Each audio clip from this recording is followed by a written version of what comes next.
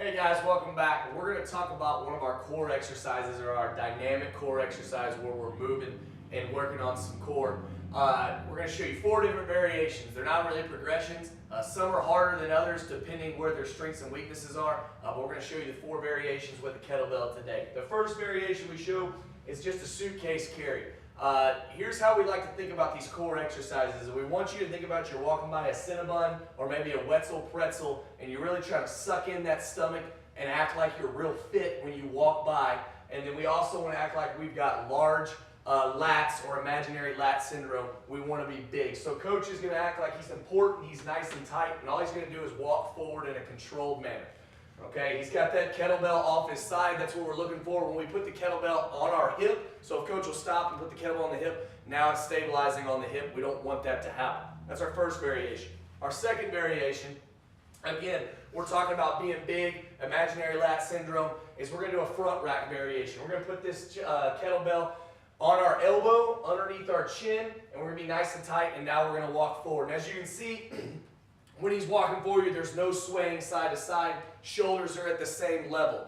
If we see any tilting, he'll stop real fast. If we see a tilt, that means we're weak somewhere and we need to focus on being straight up and down. Second progression. Third progression that we go through is a bottoms up waiter's carry.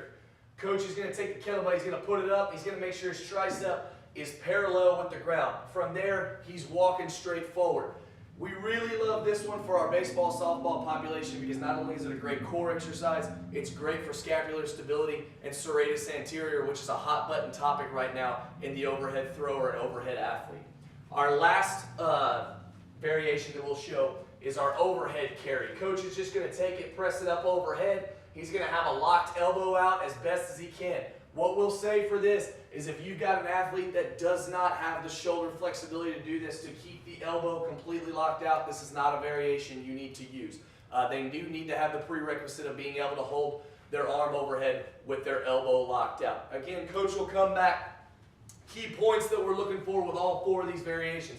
Let's make sure, 1, that we're big and broad chested, we're tight cored like we're walking by that Cinnabon. 2, we don't want to be tilted. We want to make sure that our hips and our shoulders stay in a parallel position with each other.